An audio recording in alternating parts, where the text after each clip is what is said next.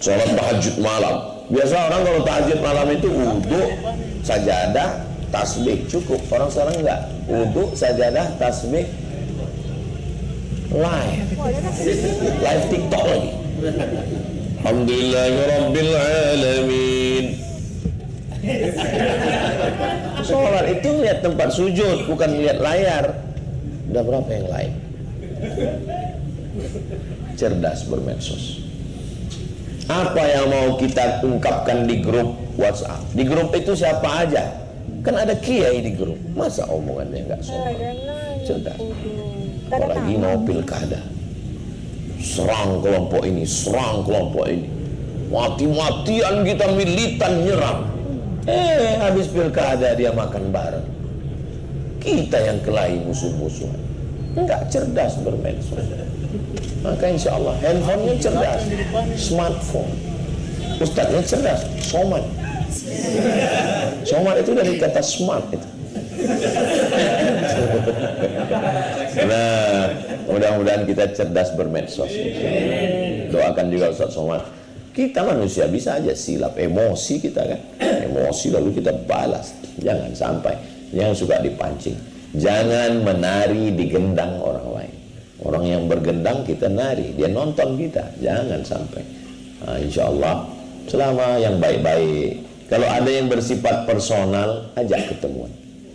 Saya di screenshot orang di grup, Ustaz dia ngata-ngatain ente. Saya WA, kapan kita bisa ngopi bareng? Saya insya Allah kosong Selasa, Rabu, Kamis. Ketemu.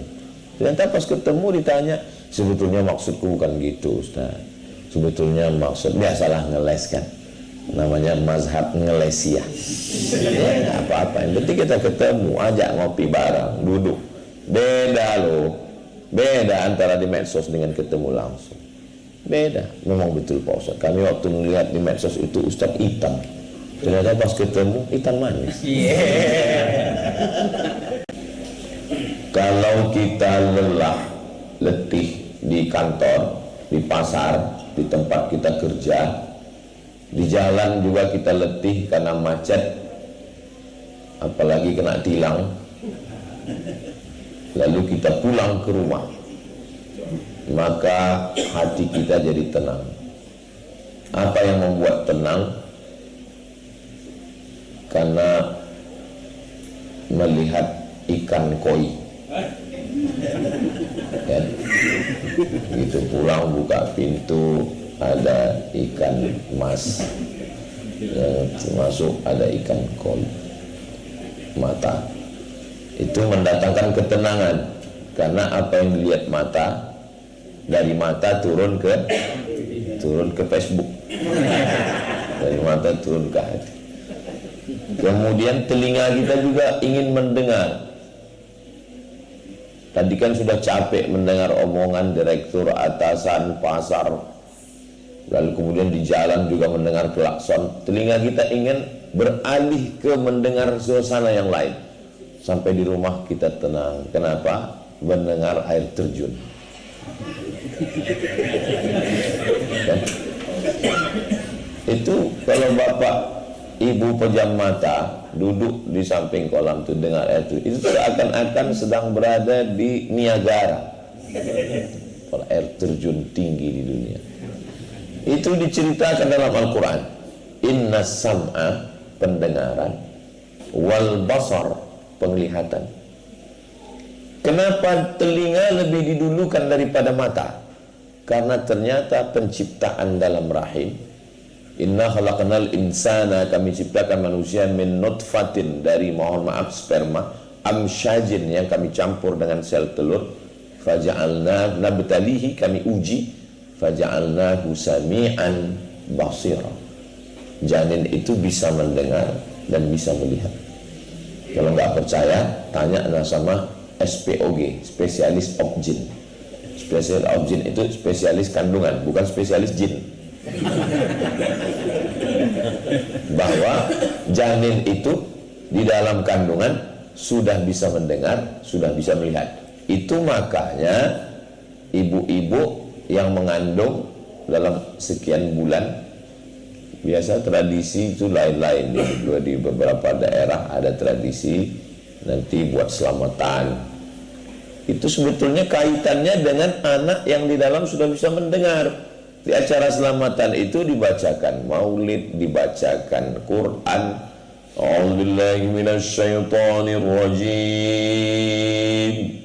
Qori disuruh baca Quran di rumah. Karena anak itu di dalam sudah mendengar. Kemudian sebelum kiai pulang ditanya, "Yai, ini kan lagi hamil, kira-kira apa yang bagus untuk dibaca?" Kata kiai, "Supaya tolong ibu banyak-banyak baca surat Yusuf."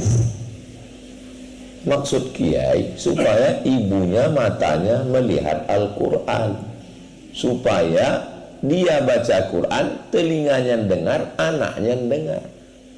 Itu maksud kiai. Yang nanya sama yang baca salah ngerti, dianggap anaknya lahir ganteng seperti Nabi Yusuf. Pas lahir ireng. Kaget, komplain sama kiai. Kemarin waktu acara hamil di rumah minta baca Quran, ini kok anaknya gini ya? Kata kiai, bojone ndi? Suaminya mana? Suaminya podo. Kan sama. Masa anaknya putih, suaminya hitam? Jadi kita sekarang banyak salah paham. Dan kita memang nggak mau nyari paham sebelumnya. Kita nggak nanya kenapa mesti baca Quran. Ada yang bawa, kalau ke Makkah bawa ke Madinah itu kan travel ya, travel, perjalanan. Ada satu travel ngajak jalan-jalan ke museum di Moskow, Rusia. Di dalam museum ini ada lukisan, gambar, lukisan-lukisan klasik, dan selama berada di museum ini dihidupkan musik Beethoven dengan musik Mozart, musik klasik. Tapi kita nggak boleh ikut acara tur ini, karena yang boleh syaratnya hamil 5 bulan. Kita nggak boleh, kita hanya menemani istri boleh. Apa tujuan ibu hamil 5 bulan dibawa keliling museum? Mereka nggak kenal Islam, mereka nggak tahu Tuhan. Orang mereka nggak percaya mereka. Tapi mereka percaya bahwa anaknya di dalam sudah mendengar. Mata ibu hamil disuruh melihat yang indah-indah supaya anaknya bahagia di dalam. Karena ibunya bahagia, anaknya bahagia. Dan telinga si ibu disuruh mendengar suara yang lembut, musik Mozart, Beethoven, melodi, supaya ibunya tenang. Ternyata pendengaran dan penglihatan itu mendatangkan ketenangan ke dalam hati. Itulah yang disebut dalam Al-Quran, inna sam'a, pendengaran, wal basar, penglihatan. Dari telinga ke mata, kemana turunnya? Wal fuad, fuad. Fuad artinya hati. Makanya orang lahir punya anak, dikasih nama anak namanya Fuadi. Fuadi artinya buah hatiku. Fuad, hatiku. Tapi hati itu katanya kolbu, Pak Ustaz. Hati yang masih berbolak-balik, kolbu. Dari kata qallaba yuqallibu, berbolak-balik. Pergi atau enggak, ngaji atau enggak, sedekah atau enggak, sholat atau enggak, itu kolbu namanya. Tapi hati yang sudah tenang, fuad. Makanya ketika Isra Mi'raj yang digunakan itu bukan qalbu tapi fuad. Maka dzabal fuadu ma ra'a. Hati Nabi Muhammad SAW tidak mungkin berdusta atas apa yang dia lihat. Ketika dalam proses peristiwa Isra dan Mi'raj, Kanjeng Nabi Muhammad sallallahu alaihi wasallam. Jadi pentingnya kita melihat yang baik-baik dan mendengar yang baik-baik. Zayyana sama'ad dunya bizinatinil kawakib. Langit-langit kami hiasi dengan kawakib, bintang-bintang. Maka mata kalau sudah tengah malam naik ke atas atap rumah, ke bukit, ke gunung, melihat bintang-bintang. Oh, apik ya, cantik ya. Kalau mata suka melihat, maka telinga juga suka mendengar. Makanya tadi malam sebelum acara dimulai, qori kita membaca Quran. Mendengar dulu, qorinya di pojok, saya dengar. Setelah mendengar, rasa ingin melihat, lihat qorinya. Ganteng, suaranya bagus, orangnya ganteng, dua-dua dia punya. Sudah suara nggak bagus,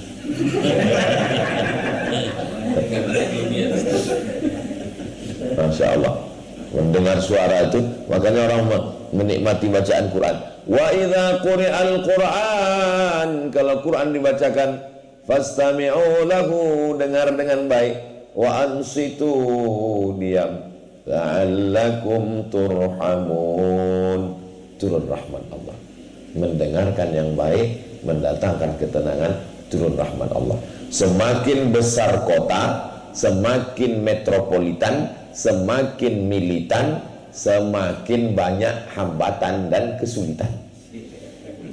Maka orang di kota-kota besar stres, depresi, kehilangan ketenangan, makan pil akibat NCT, lama-lama makan. Orang kehilangan ketenangan. Di kampung, rumahnya jauh-jauh, suara burung, suara air terjun, suara ayam, suara pitik, suara bebek, suara kambing, tenang.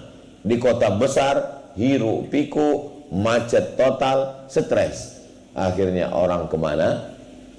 Orang pergi ke rumah spiritual, mencari ketenangan. Iklannya di depan. Anda ingin mencari ketenangan, masuk ke sini, beli tiket. Sampai ke dalam, disuguhkan suara gemericik air, suara air terjun dan suara burung. Yang suara burung asli pun nggak ngerti itu suara apa. Suaranya diambil dari internet. Sampai di dalam ada terapis yang menterapi. Kelihatannya Anda tidak tenang, kata dia. Ya jelas orang di dalam depan iklan, Anda tidak tenang, mampir ke sini. Masuk, kok dia ngerti ya, saya nggak tenang. Ya jelas mampir. Anda kelihatannya stres, Anda perlu ketenangan. Pejamkan mata, tarik nafas panjang, tarik lebih dalam, tahan. Dia keluar dari bawah, suruh tahan. Dihidupkanlah aromaterapi dari bunga-bunga yang dijemur kering dengan daun-daun, daun serai, segala daun dibakar, lalu dihirup. Tarik, rasakan Anda sedang menghirup sesuatu yang baru. Dengarkan gemericik burung, diputar lagi suara burung, diputar suara air terjun. Anda sedang berpindah ke alam lain. Coba dengarkan suara gemericik air. Apa yang Anda pikirkan? Maksud dia membawa orang ini ke suasana air terjun. Apa yang Anda pikirkan? Bayaran air mahal, Pak.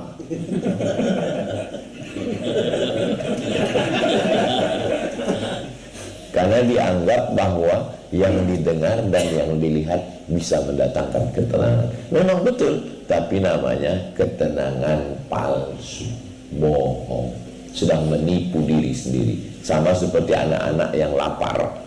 Kalau anaknya lapar, dari rumah dia sudah dikasih rantang kecil, isinya nasi goreng dan telur ayam gambar bintang. Kenapa si ibu memasakkan telur ayam gambar bintang? Karena anaknya suka bintang. Maka digambarkannya bintang supaya anaknya saat makan dia sedang makan bintang. Setelah perutnya kenyang dia tenang. Tapi ibu yang tidak punya waktu, anak tidak dimasakkan nasi, tidak dibelikan makanan, akhirnya dikasih uang. Sampai di sekolah dia lapar. Saat dia lapar dia akan jajan makanan apa saja. Dia makan yang warnanya bagus, rupanya pakai pewarna tekstil. Dia makan gorengan yang crispy, nggak lapuk, nggak kering, nggak berubah, padahal udah 3 hari, rupanya pakai pengawet. Anaknya awet langsung. Kenapa dia terus makan? Makanan yang dia makan ini makanan palsu. Kenyang, tapi mendatangkan penyakit. Di mana letak ketenangan itu? Seandainya ketenangan itu bisa didapat dengan jabatan, maka Fir'aun pasti tenang. Nyatanya Fir'aun tidak tenang. Seandainya ketenangan itu didapat dengan harta, Qarun pasti tenang. Nyatanya Qarun tidak tenang. Siapa yang tenang? Yang tidak punya jabatan dan tidak punya harta. Siapa? Musa alaihissalam. Ketenangan letaknya, wallazi anzala sakinata fi qulubil mu'minin. Dia yang menurunkan ketenangan ke hati orang yang beriman. Letak ketenangan dalam hati. Kalau kita lihat ada orang yang sangat tenang, ngomongnya tenang, gayanya tenang, itu di mana letak ketenangannya? Dia nanya kalau nggak tahu. Tanya saya lihat bapak begitu tenang, di mana letak ketenangan bapak? Langsung dia bisik, rekening. Ketenangan ada di dalam hati. Di dalam. Yang bilang itu bukan saya. Yang ngomong ketenangan dalam hati itu Allah. Ala bidzikrillahi tatma'innul qulub. Dengan berzikir hati menjadi tenang. Mohon maaf, saya ngomong gini bukan berarti menyalahkan ikan koi dan air terjun. Itu ketenangan. Jangan gara-gara ini saya pulang nanti ibu ngomong, bapak ngomong, mas kelihatannya air terjun ini ketenangan palsu. Enggak, saya di rumah buat air terjun juga. Ada ikannya. Kalau nggak bertanya, saya tanya sama Ustaz Endri. Saya bukan mau menyindir, saya ustadz yang tidak pandai sindir menyindir. Tapi di samping air terjun dan ikan, ada tempat ketenangan. Mana dia? Musola. Ini musola. Perlu dibuat di rumah kita ada musola, tempat sholat. Dalil buat musola ini adalah sahabat ngundang Nabi Muhammad SAW. Saat Nabi diundang di rumah, selesai makan, Nabi nanya, aina turidu an usalli? Sampean mau saya sholat di mana di rumahmu ini? Lalu dikasih tempat di pojok. Nabi sholat di pojok. Tempat Nabi sujud itu, bekas sujud itu ada barokah. Maka tempat Nabi sujud itulah dijadikan sebagai musola, tempat sholat dalam rumah. Jadi asal kata musola itu adalah tempat sholat dalam rumah. Adapun yang di luar rumah itu namanya masjid. Kalau ada sholat Jumatnya namanya masjid jami. Jami artinya ono Jumate. Kalau masjid itu nggak ada Jumatnya namanya masjid tok. Orang opo-opo meneng. Nggak ada Jumatnya, masjid aja.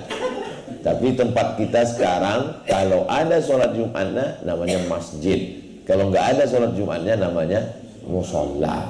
Sebenarnya itu masjid juga. Karena di samping Masjid Nabawi ada Masjid Umar, ada Masjid Ali, ada Masjid Abu Bakar, ada Masjid Ghamamah, tapi nggak ada sholat Jumatnya. Sholat Jumatnya di Masjid Nabawi semua. Maka kalau kita masuk ke dalam Masjid Ghamamah, masuk ke dalam Masjid Abu Bakar, masuk ke dalam Masjid Sayyidina Ali, kita tetap sholat tahiyatul masjid. Bukan berarti kalau nggak ada sholat Jumat lalu musola, usolli sunnatan tahiyatul langgar. Aslinya dalam fikih itu cuma dua, masjid dan masjid jami. Kalau nggak percaya tanya kiai. Tapi karena kita terlalu kreatif di Indonesia sampai 5 masjid, surau, langgar, musola, Islamic Center, masjid besar, masjid agung. Yang sebenarnya secara fikih semuanya adalah masjid. Tapi di dalam rumah mesti kita buat. Saya Pak Ustadz bukan orang kaya, rumah saya tidak besar, biasa-biasa saja, lantainya juga nggak ada yang tinggi seperti ini.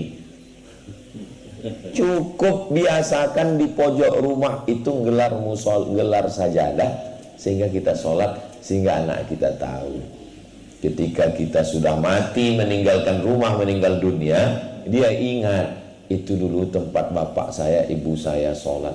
Dia pun akan sholat di situ, melelehkan air mata, terobati rindunya. Yang bisa merasakan itu hanya orang yang pernah melakukannya. Ibunya sudah meninggal, Di tempat ibunya meninggal itu dia ambil sajadah, dia sholat. Terobati rasa rindu seperti hati yang kering disiram air basah kembali. Saya menemukan sendiri, nggak pernah baca buku, nggak pernah dengar ceramah, tiba-tiba sangat rindu kepada almarhumah. Saya datang ke rumahnya, saya ambil sajadahnya, saya gelar di tempat dia sholat, saya sholat di situ. Oh, kok rasanya enak ya? Gimana rasanya? Susah mengungkapkan rasa dengan kata-kata, karena memang rasa tak bisa diungkapkan dengan kata. Kata terlalu miskin untuk mewakili rasa. Andai kuungkapkan apa yang kurasakan saat ini, maka suami yang mencoba merangkai kata untuk mewakili rasa, pasti istrinya akan bilang bohong. Cobalah bapak coba untuk merangkai kata, lalu ngomong ke istrinya, oh my darling, saya akan mencintaimu 1000 tahun lamanya. Kata istrinya, bohong. 50 tahun aja udah kena diabetes, 53 asam urat, 54 jantung koroner. Padahal ungkapan suaminya 1000 tahun itu kan untuk mewakili rasa yang paling dalam. Ternyata rasa tidak bisa diwakili dengan kata-kata. Maka coba ibunya yang sudah meninggal datang ke rumahnya udah dijual Pak Ustaz. Yang masih ada rumah belum dijual. Kalau masih bisa iuran, beli bersama untuk ngumpul bersama saat Idul Fitri, Idul Adha, bersilaturahim. Makanya orang-orang zaman dulu biasanya rumah itu diwariskan ke anak paling kecil. Supaya apa? Supaya nanti kakak-kakaknya pulang Idul Fitri mengobati rasa rindu tempat sholatnya, tempat zikirnya, tempat baca Qur'annya. Jangan sampai di rumah kita ada satu tempat khusus waktu malam tahun baru mabuknya di situ. Anak kita juga untuk mengenang almarhum bapak, mari kita mabuk bersama di tempat itu. Kita sudah mewariskan dosa jariah yang tidak akan putus sampai hari kiamat.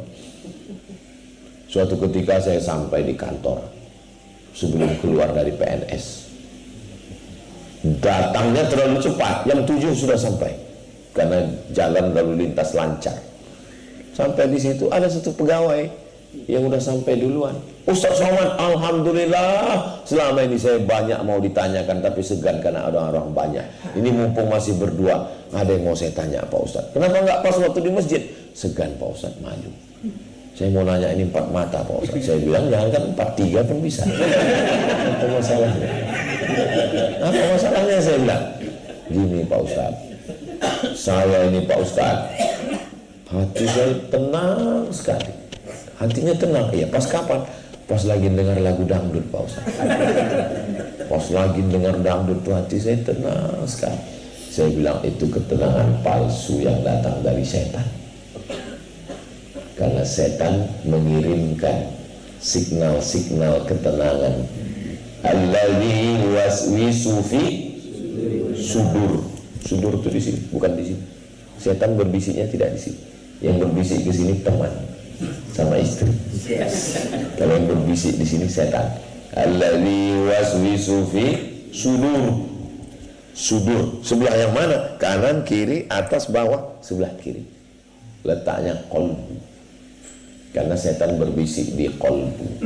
Alladzi waswisu fi sudurin nas minal jinnati wan nas. Makanya qalbu itulah yang diajak berzikir.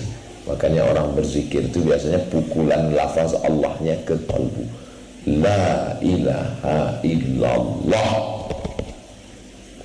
La ilaha illallah. Bagi yang belajar zikir thariqah. Bagi yang tidak berthariqah biasa aja. Ini kadang kita ikut zikir, ngelihat orang goyang kepala kita ikut. Allah, pas ditanya, kamu tadi goyang kepalanya? Iya. Goyang kemana? Embuh. Yang penting lihat orang goyang, saya goyang juga. Kenapa ke jantung? Jantung apa hati Pak Ustaz? Yang satu mengatakan kolbu itu jantung. Yang satu mengatakan kolbu itu hati. Supaya mereka nggak kelahi, saya pakai dua-duanya, jantung hati. Dia berdegup dan berdetak. Inilah cuman pertanyaan yang bisa dijawab dokter dengan kalimat terakhir. Kenapa kita hidup? Karena darah mengalir. Kenapa darah mengalir? Karena jantung berdetak. Kenapa jantung berdetak? Habis, nggak bisa dijawab lagi. Ilmu dokter cuma sampai di situ. Jantung berdegup, berdetak, menyemprotkan darah dari jantung naik ke otak. Kalau jantung tidak sempurna karena darahnya kental. Kenapa darahnya kental? Karena makan minyak, santan minyak, gorengan minyak. Masukkan minyak ke dalam air, airnya jadi kental. Darah kita itu air. Kenapa jadi kental? Karena banyak gula. Minum teh manis gula, minum kopi pakai gula, makan roti pakai gula. Kenapa darah kita kental? Karena gandum, karena nasi. Makan roti gandum, makan nasi kental. Masukkan gandum, masukkan ke dalam air, air jadi kental. Karena darahnya kental, jantungnya cepat capek. Bagaimana supaya jantung gak capek? Makan pil pengencer darah. Dokter ngasih pil pengencer darah. Darahnya encer, buah pinggangnya sakit. Namanya efek samping. Kenapa efek samping? Karena buah pinggangnya di samping. Kalau ke depan itu namanya efek depan. Jadi kalau mau darahnya lancar, jangan makan gula, jangan makan minyak, jangan makan gandum, jangan makan nasi, makan sayur-sayuran yang cair. Makanya kita ketemu sama orang-orang kaya, mobilnya mewah, rumahnya besar, makanan ada kepiting, ada soto, ada daging, cuman makan sayur. Kalau ditanya, nggak makan ini Pak, diet karbo. Oh kasihan. Dari pagi sampai petang lembur, nggak pulang-pulang, dapat duit, malah cuman makan sayur. Mohon kalau kebetulan ada bapak ibu yang cuman makan sayur, jangan tersinggung. Saya nggak nyindir, saya nggak tahu siapa yang makan sayur. Kunci dengar ceramah Ustaz Somad itu satu, jangan tersinggung. Karena beberapa jamaah tersinggung, meninggal.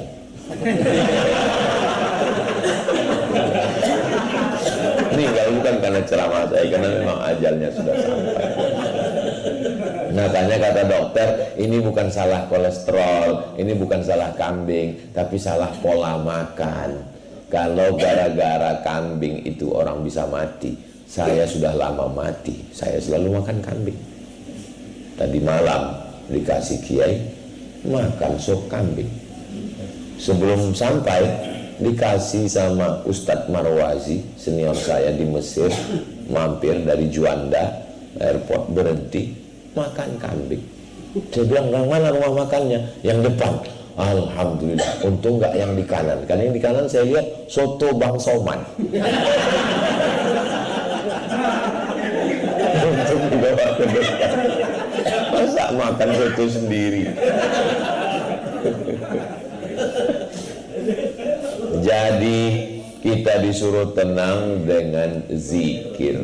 Itulah kenapa bangun tidur langsung zikir. Alhamdulillahilladzi ahyana ba'dama amatana wa ilaihin nusyur.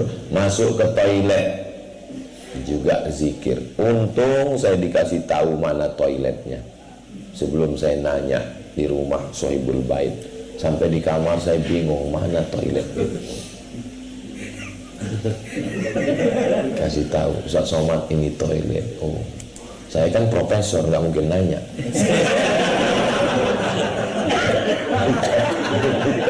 Ini toilet ternyata. Langkah kaki kiri, Allahumma inni a'udzubika minal khubuthi wal khaba'ith. Selama di toilet nggak boleh zikir. Walaupun alim, walaupun kiai, nggak boleh zikir di toilet. Mentang-mentang subhanallah walhamdulillah, nggak boleh. Tapi zikirnya di dalam, nggak bunyi, nggak bersuara. Maka keluar dari toilet minta ampun sama Allah, kaki kiri. Ghufranaka, ghufranaka, ampunanmu ya Allah. Kenapa keluar dari toilet minta ampun? Memangnya tadi ada tanda tangan korupsi haram di toilet? Kenapa selama di toilet minta ampun? Dosa apa yang dia lakukan? Dosanya lisannya tidak berzikir. Maka dia katakan, ghufranaka, minta ampun. Sebelum ketemu sama jamaah, lihat dulu wajah di cermin, berzikir, Allahumma kama hassanta khalqi fahassin khuluqi. Waktu kosong jangan sampai hampa, zikir, subhanallah walhamdulillah wa la ilaha illallah wallahu akbar. Berzikir itu waktu kosong. Sekarang banyak orang pas lagi ngobrol ada kawan malah zikir. Kita pun segan mau nanya, sampean jenenge siapa? Zikir itu waktu kosong. Pas orang lagi ada kita ngobrol. Ini sekarang orang terbalik, sengaja dipasang pas lagi ada orang zikir, pas lagi nggak ada orang main game. Apa ini? Ini lagi ada orang ya kita ngobrol, silaturahim. Tapi Pak Ustadz kita nggak berzikir, zikirnya di dalam, nggak bunyi, nggak bersuara. Pas lagi bawa motor nggak ada orang, ya berzikir. Saya salut ngelihat orang di lampu merah masih sempat berzikir. Saya lihat di samping, Allah, dia zikir waktu pun di lampu merah zikir. Terus lama-lama saya lihat, rupanya ada handphone di balik helm. Ngobrol. Kalau saya lagi bawa motor saya berzikir. Subhanallah walhamdulillah wa la ilaha illallah wallahu akbar. Ustaz sering bawa motor? Iya. Kalau saya lagi pulang di Pekanbaru saya bawa motor. Datang dari sebelah saya pakai helm biar ini. Ustaz Somad ya? Mirip saya bilang. Zikir.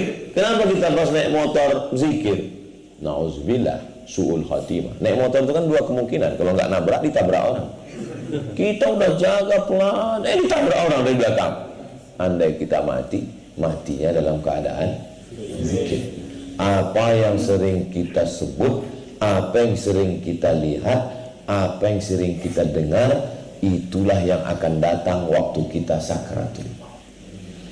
Makanya zikir. Sampai zikir apa? Zikir saya tasbih Pak Ustadz, subhanallah wa bihamdihi subhanallahil azim. Apik, mantap. Zikir kamu apa?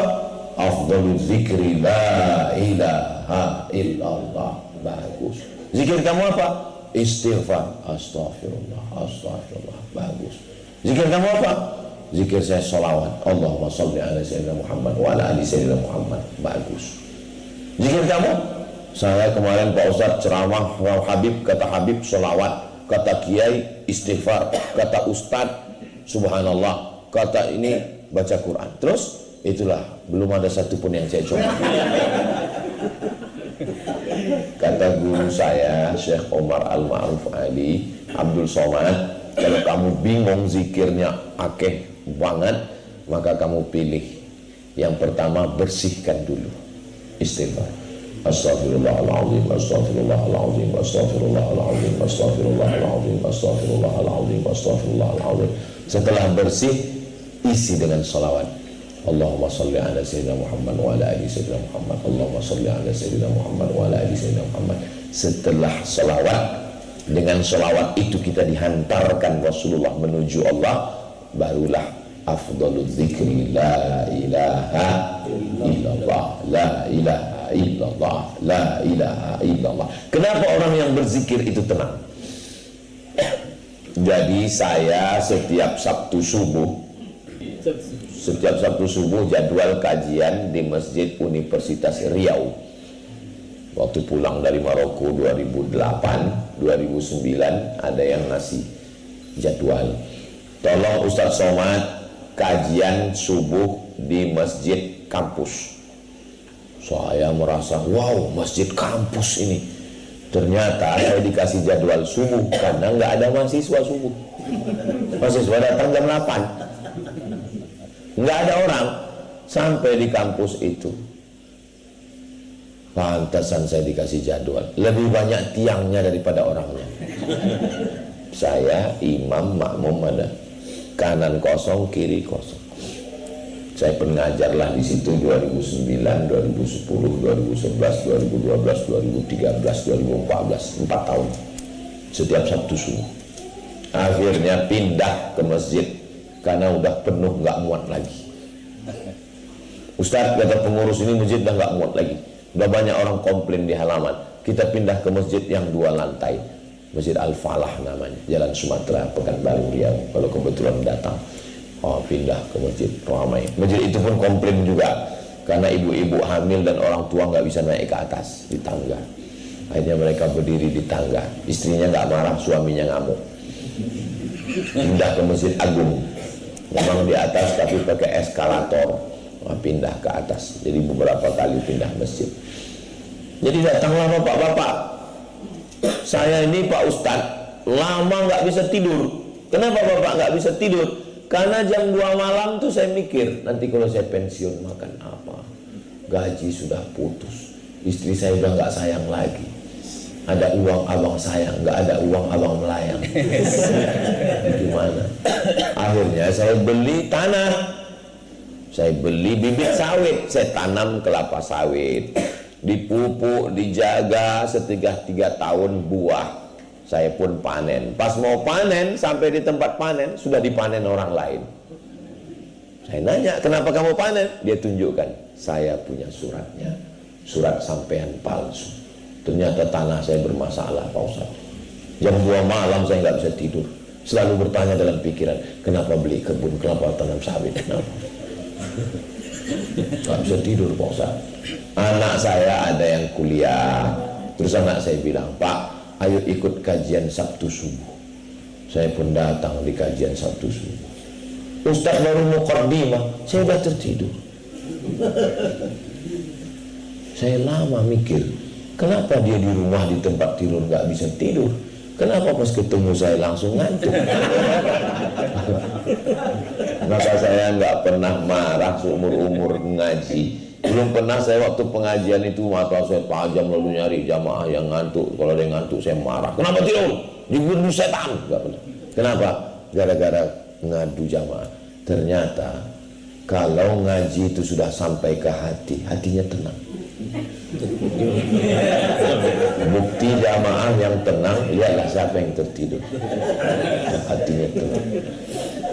Ternyata bapak ini pergi ke rumah sakit, menemui psikolog psikiater hanya untuk mendapatkan pil tidur pakai resep.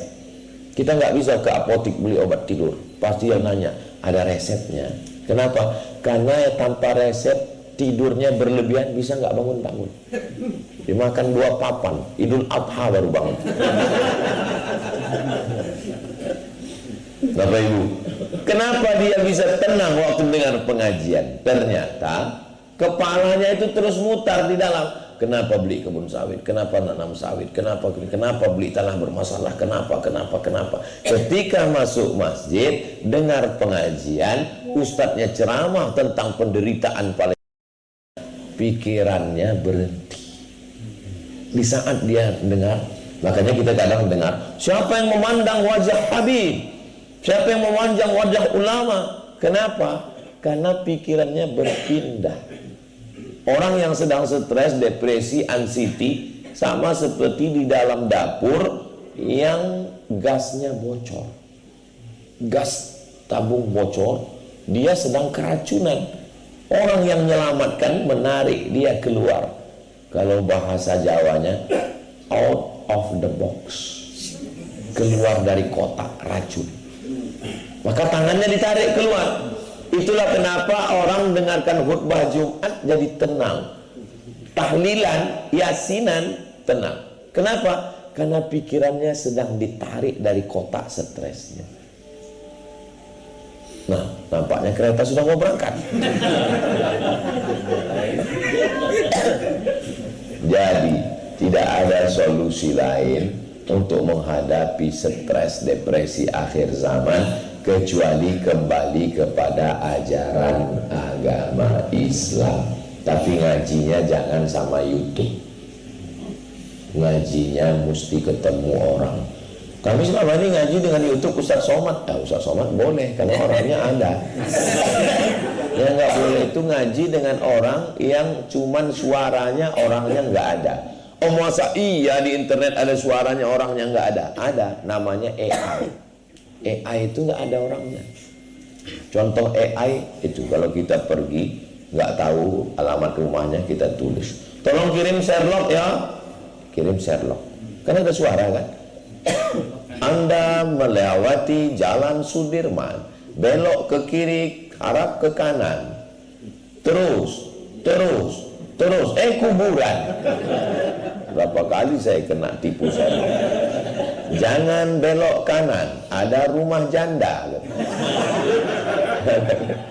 Maaf kalau kebetulan ada. Putar balik. Itu bukan orang, itu suara AI. Makanya suaranya datar aja. Dia nggak ada ungkapan sedih, nggak ada bahagia, datar aja. Jangan dengarkan. Karena itu bukan. Saya pernah datang 2 orang ke rumah.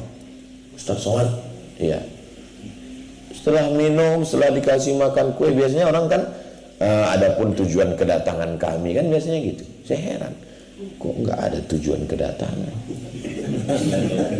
Apa ini? Lama-lama dia berbisik, Ustaz, ya, apa yang mau ditanyakan? Saya bilang, ada obat kuat. Ya. Ada obat kuat. Saya mau marah, saya emosi.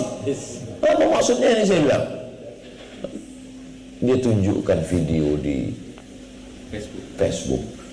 Ini Ustaz. Saya bilang ini AI. Gambarnya gambar saya, suaranya suara saya, tapi yang ngomong bukan saya. Anda perlu obat kuat, hubungi saya. Ada. Bapak Ibu pernah ketemu? Jangan nanya obat setelah ini. Itu bukan saya, itu penipu. Bohong. Banyak juga pakai wajah Pak Dokter Terawan.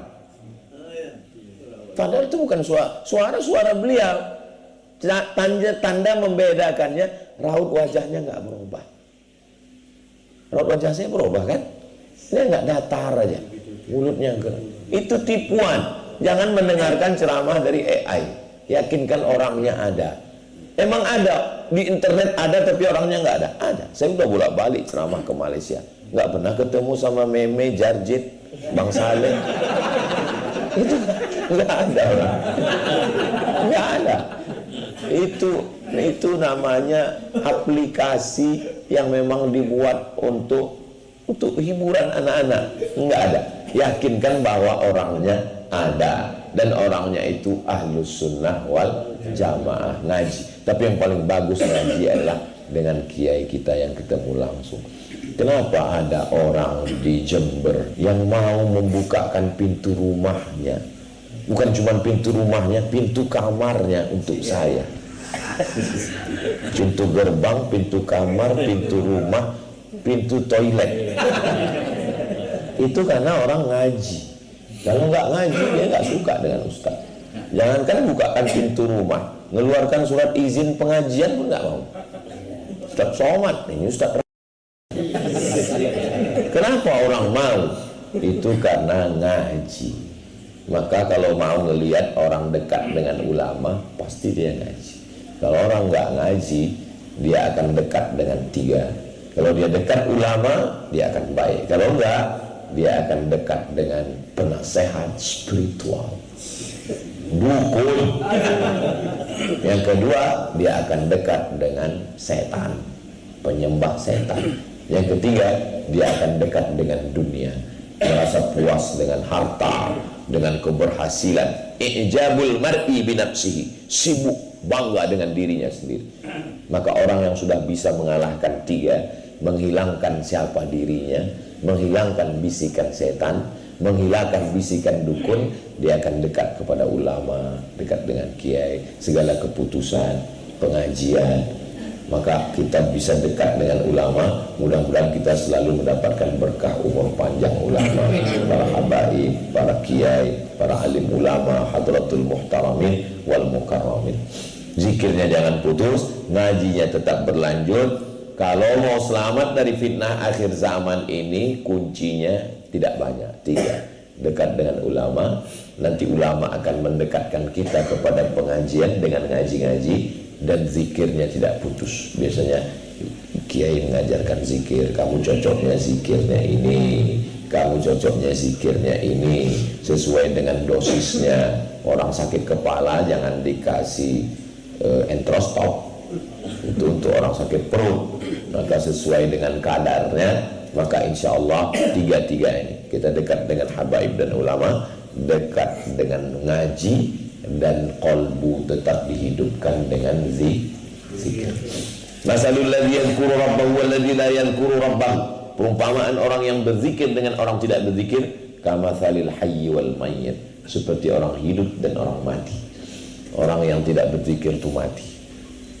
Ikan, kalau dia tinggal di laut, airnya asin, tapi ikan tidak pernah asin. Kenapa ikan tetap hidup tidak asin? Karena ikannya hidup. Tapi coba kalau ikannya mati, asin. Kenapa asin? Karena ikan mati. Belum pernah kita makan ikan hidup asin. Ikan mati yang bisa diasin. Garam bisa masuk ke dagingnya karena dia mati.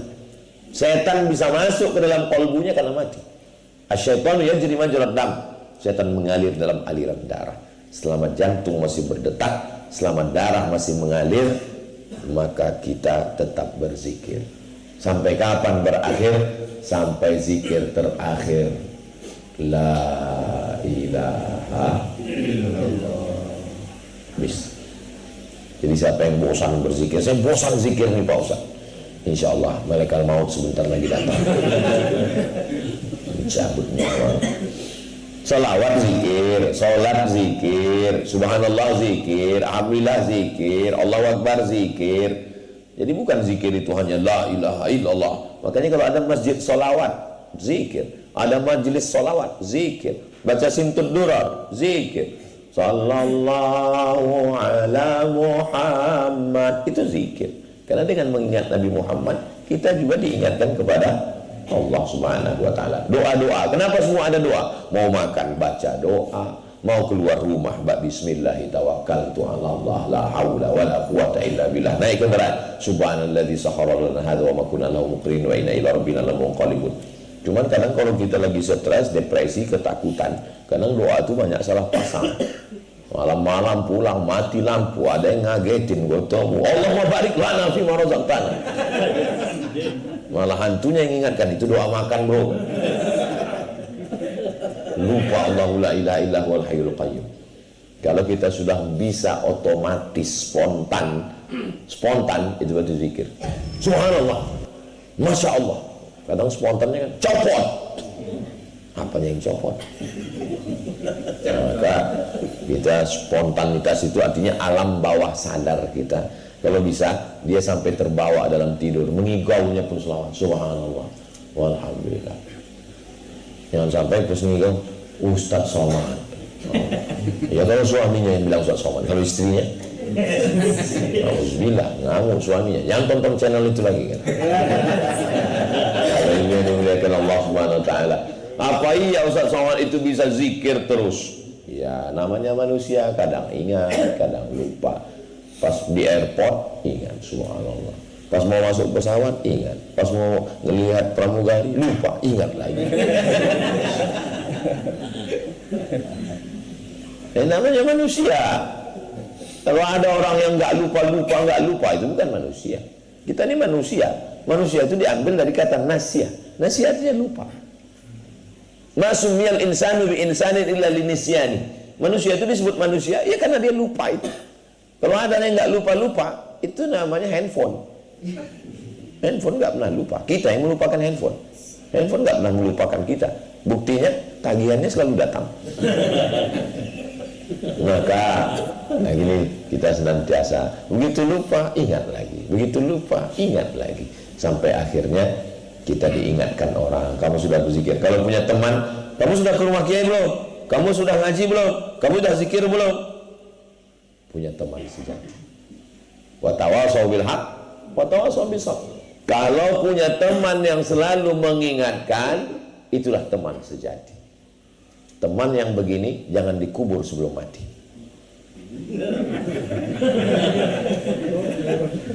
Tapi kalau cuma teman hanya saat gembira, saat bahagia, saat senang. Orang menang punya banyak sahabat, orang kalah punya teman sejati. Siapa teman kita? Di saat kita susah, di saat kita terpuruk. Pejamkan mata, bayangkan wajahnya, coba catat. Waktu kita susah, siapa teman-teman kita? Ajak dia makan, ajak dia jalan.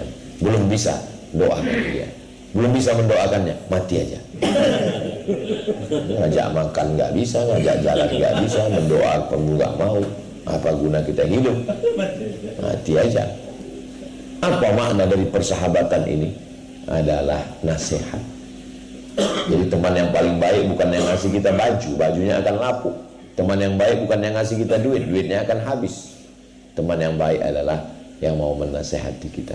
Saya minta untuk memberikan nasihat, saya berikan. Tapi sampai masanya nanti saya lupa. Saya nggak ingat. Yang memberi nasihat adalah sahabat saya, kiai saya.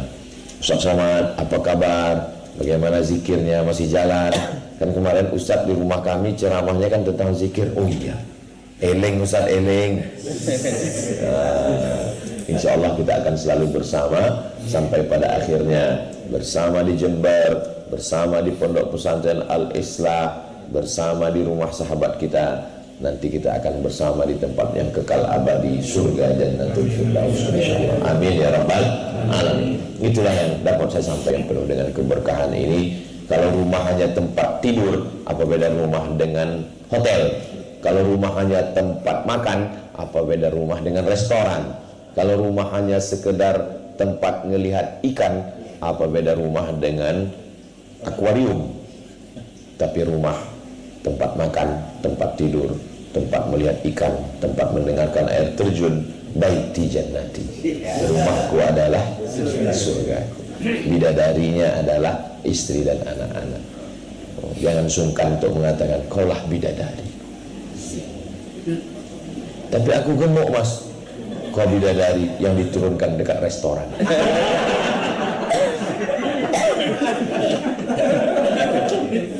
Assalamualaikum Ustaz, nama saya Ahmad Faruk dari Muhammad Al-Islam. Dan saya mendapat pertanyaan dari istri saya Ustaz. Sampai sekarang saya belum bisa memuaskan jawaban untuk dia Ustaz. Ya, ikut. Pertanyaannya, kenapa kata Nabi sesuai cerita Isra Mi'raj, kebanyakan penghuni neraka itu perempuan Ustaz. Kenapa harus perempuan? Nyatanya di dunia itu yang paling tertindas perempuan katanya Ustaz. Kenapa yang tertindas yang harus masuk neraka? Paling best itu para lelaki. Kenapa aku tidak laki-laki gitu katanya Ustaz. Terima kasih Ustaz.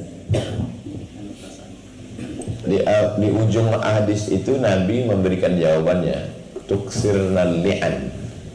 Perempuan banyak masuk neraka karena banyak li'an. Li'an itu melaknat. Jadi Nabi ngasih jawaban dalam hadis itu. Perempuan banyak masuk neraka karena banyak melaknat. Jadi yang masuk neraka itu perempuan yang suka melaknat. Kalau perempuan suka berzikir, ya masuk surga. Jadi kenapa perempuan banyak masuk neraka? Karena menurut sensus sampai hari ini, yang paling banyak itu ciptaan Allah itu memang perempuan. Qayyimun wahidun li khamsin. Satu laki-laki di akhir zaman, perempuannya 50, khamsun 50. Nah, jadi kalau ditanya sekarang kalau pengajian di mana-mana, yang paling banyak perempuan. Ngaji paling banyak perempuan. Pengajian paling banyak perempuan. Masjid jamaah paling banyak perempuan. Di surga juga paling banyak perempuan. Waktu Nabi konteks cerita itu, memang dia mau menegur perempuan yang suka melaknat. Melaknat, mencaci maki, sumpah serapah, ghibah. Acara ghibah, kan ada tuh di TV. Ghibah pagi, ghibah siang, ghibah malam. Itu yang paling banyak perempuan. Yang nonton juga perempuan, acaranya juga perempuan. Jadi sebetulnya yang diceritakan Nabi itu perempuan sana, bukan ibu. Ibu yang di sini ini penghuni surga semua. Jadi bunyi aminnya seperti nggak yakin. Itu tentu jawaban saya tidak bisa memuaskan semua orang, apalagi istri. Yang bisa memuaskannya itu hanya suami. Jadi itulah jawaban yang bisa saya sampaikan dari hadis Nabi Muhammad SAW. Jadi kalau perempuan mau mengeluarkan dirinya, maka dia mesti menghilangkan al-li'an. Li'an jamak dari al-la'nah, tidak melaknat, tidak ribah, tidak caci maki, tidak sumpah serapah, menggantinya menjadi zikir dan ketaatan. Insyaallah perempuan adalah penghuni surga, insyaallah. Amin ya rabbal alamin. Demikian, wallahu a'lam bishawab.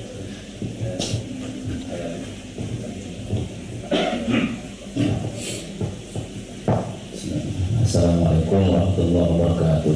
Waalaikumsalam. Saya Tajul Habib. Pertama yang akan saya tanyakan masalah fikih sholat. Ketika kita akan menjadi makmum masbuk, sedangkan kita dalam keadaan berdiri, kemudian imam dalam keadaan rukuk, sedangkan kita tahu kalau kita baca Al-Fatihah ini tidak mungkin dapat, nggak mungkin sempurna Al-Fatihahnya. Mana yang lebih baik? Apakah kita menyempurnakan Al-Fatihah? Apakah kita ikut rukuknya imam? Sedangkan kita tahu dua-duanya adalah rukun. Itu yang pertama. Yang kedua, ingin bertanya masalah penggalan ayat yang berbunyi wa ahsin kama ahsanallahu ilaika. Kita diperintah untuk berbuat baik sebagaimana Allah berbuat baik kepada yang meneliti pertanyaan kepada saya sendiri, kama seperti kita berihsan seperti ihsannya Allah. Sedangkan kita tahu ukuran kemampuan manusia untuk berbuat baik itu tidak ada apa-apanya dengan kebaikan Allah yang Allah berikan kepada kita. Karena di sini sebagaimana itu diartikan bagaimana? Ya.